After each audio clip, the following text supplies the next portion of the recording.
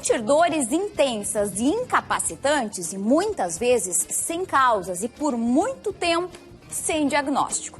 Esse é o desafio de quem tem uma dor crônica que se espalha por vários pontos do corpo e que provoca fadiga e até distúrbios do sono e também alteração do humor. Ontem, dia 12 de maio, foi o Dia Mundial dessa síndrome que estamos falando, a fibromialgia. E é importante falar sobre a fibromialgia, que ainda não tem causa desconhecida, mas que atinge de 2 a 4% da população geral. São mais comuns os casos em mulheres de 30 a 50 anos. E se você aí de casa tem dúvidas, quer saber mais sobre esse assunto, pode mandar a sua pergunta para o WhatsApp que eu acabei de dizer. Porque com certeza é muito importante falar, comentar, esclarecer o máximo possível sobre a fibromialgia. E por isso o Ver Mais convidou o médico neurologista Vladimir Kumer para participar do programa de hoje. Boa tarde, bem-vindo. Boa tarde, Mariana, tudo bem? Essa fibromialgia tem um nome difícil e também é uma síndrome bastante recente, poderíamos dizer assim, né? Porque sem causa desconhecida, muitas vezes ela passa a ser confundida com outras doenças, né? É isso mesmo? É isso. O que acontece é que certamente isso já existe há muitos anos, né? Acho que desde que a humanidade é a humanidade.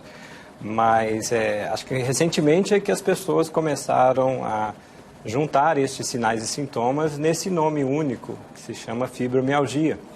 E deram a isso um conceito, né, que nos permite, então, fazer um diagnóstico e orientar adequadamente as pessoas que estão sofrendo esse intenso desconforto.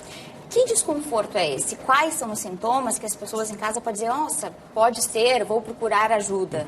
Quais são esses sintomas? O sintoma principal, né, é a dor crônica, ou seja, ela está presente em todos os dias ou quase todos os dias, generalizada. Quando nós falamos generalizada, significa que ela está presente tanto acima quanto abaixo da cintura. Então, é necessário que você tenha essas duas regiões do corpo com pontos de dor. Não necessariamente é todo ele dolorido, mas com pontos específicos de dor que podem mudar ou variar ao longo dos dias. E não é na articulação, não é... Como é que é essa dor? É dor no tocar ou é dor sempre? Como é que é esse tipo da dor? Se tem como explicar também, né? É uma dor geralmente espontânea, ou seja, não tem um fator provocativo. Pode estar piorada com o esforço ou alguma atividade, tá? Ela geralmente não é uma dor articular, não é na articulação, ela está é uma dor mais muscular do que propriamente articular.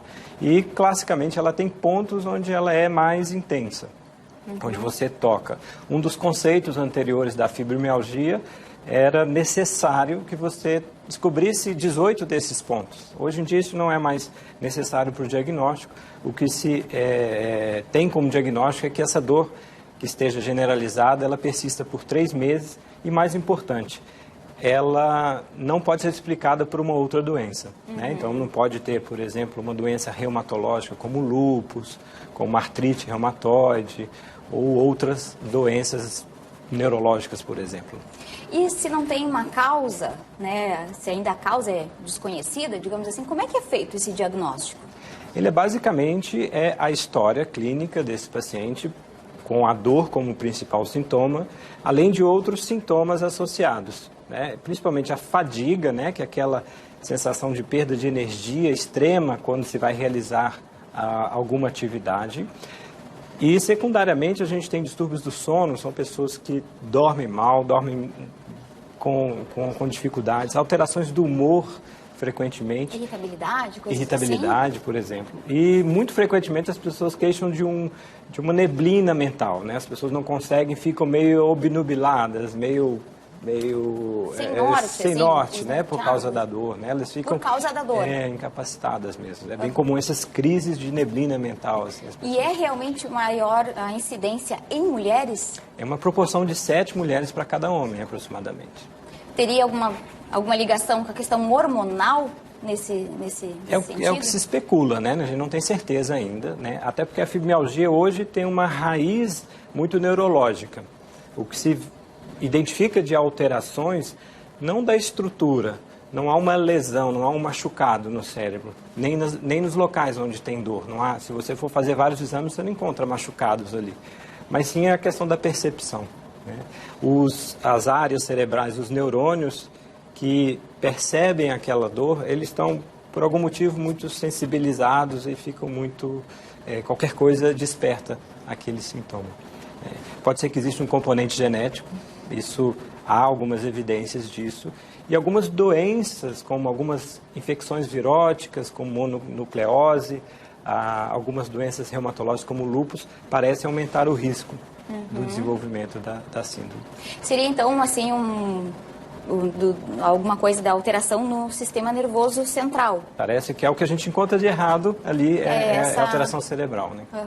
E dessa questão ali da mulher também, a gente vê que eu, por exemplo, conheço duas e tem a idade bem diferente, né? Então, a idade não independe, assim, da idade da mulher ter essa... A gente costuma dizer que a maior incidência é na idade fértil da mulher. Então, geralmente vai desde o período da menarca, né, ali por volta dos 12, 13 anos, até a menopausa, até os 50 anos, é onde você tem maior incidência, de fato, né? A gente tem até uma pergunta no WhatsApp que chegou, vamos dar uma olhada. Eu tenho muita dor nas mãos, principalmente à noite. Será que pode ser fibromialgia? Essa pergunta é da Ana Lúcia.